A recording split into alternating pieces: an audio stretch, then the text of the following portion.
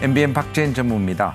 오늘은 부동산 뉴스에서 많이 언급이 되고 있는 똘똘한 한 채의 개념에 대해서 좀 알아보도록 하겠습니다.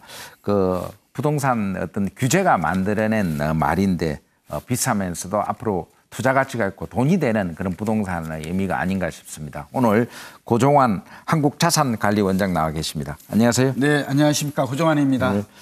그게 참 용어가 그 개념이 어떻게 보면 좀 불분명하고 그래서 뭐 어떤 의미인지 좀 뭐 이렇게 원장님 한번 좀 정의를 좀 해보시죠. 그렇죠. 똘똘한 한 채. 그러니까 이제 똘똘한 주택 이런 말이 돼 있죠. 아파트 포함해서 또 한 채. 여기 이제 개념이 있을 것 같고 뭐 법적으로나 사전적으로 명확하게 정의된 개념은 없습니다. 아마도 이제 보유세 강화 방침이 나오고 나서 언론에서 하도 많이 쓰고 있고 날마다 나와요. 그리고 인구에 해제되다 보니까 저한테도 질문을 던지는 분이 많은데 저와 이렇게 따져보니까 아마 똑똑하다, 스마트하다 이 말에서 이제 똘똘한 이렇게 유래가 된 것 같아요.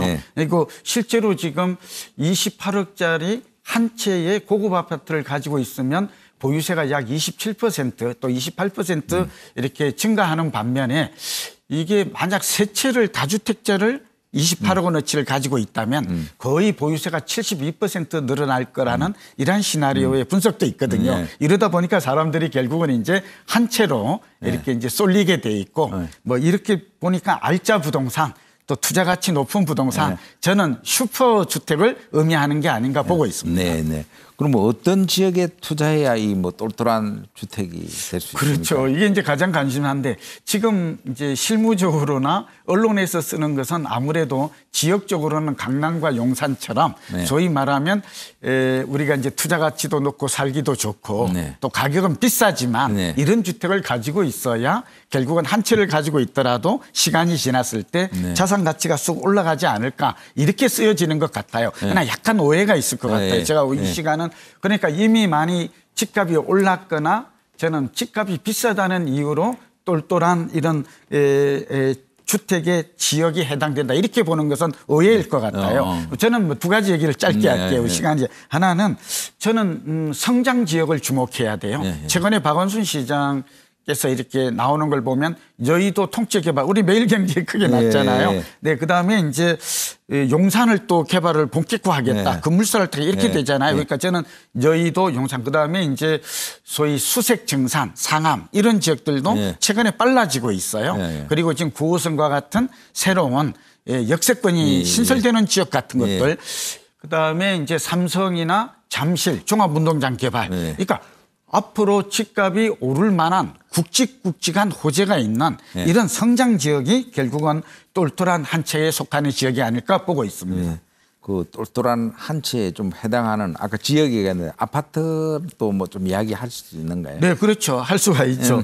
우선 그 아파트 같은 경우에는 이제 지역과 밀접한 연결이 있는데 저는 두 가지 얘기를 하고 싶어요. 하나는 우선 무조건 비싸다고 해서 똘똘한 아파트가 되는 것은 아니에요. 그건 굉장히 우리가 오해가 있는 것 같고요. 저는 개인적으로 수요가 가장 많고 안정적인 소형 새 아파트가 중소형 소아파트가 새 아파트가 똘똘한 이런 아파트에 해당이 될 수 있겠다. 두 번째는 땅값이 오르는 지역이 중요해요. 아까 지금 성장 지역과도 관련이 있죠. 그러니까 이제 지하철이 새로 개통이 된다든지 뭐 여의도처럼 통째로 개발한다든지 그다음에 도시계획상 보면 이 사대문 아니라고 그러죠. 광화문을 중심으로 한 지역, 또 여의도 영등포 지역, 그다음에 또 강남권이라는 지역, 그다음에 또 인접한 성동, 광진, 또 마포 이런 지역들, 그다음에 우리가 동작까지 이렇게 저는 오늘 시간이 제한돼 있습니다만 이 박원순 시장이 그 상기를 맞아서 서울시의 도시계획의 변화를 보니까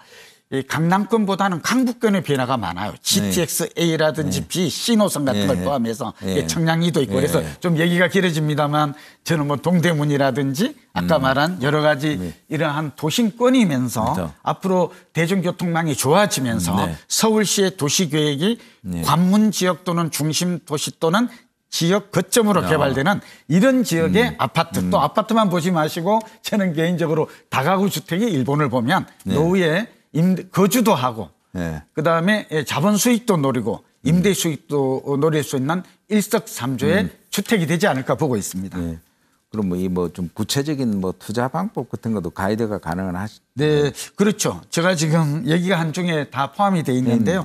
지역 선택이 가장 중요합니다. 성장 지역. 그러니까 정체 지역이나 세태 지역을 선택하지 말라. 두 번째는 이제 상품 선택 얘기를 드렸죠. 네. 가급적 이런 곳들에 꼭 아파트만 보는 것은 옳지 않아요. 용산마저도 제가 볼 때는 가롤동 지역이나 서울역과 용산역 철도가 지하화되는 옆에 있는 소위 말하면 단독주택, 낡은 주택들 이런 주택들이 좋거든요.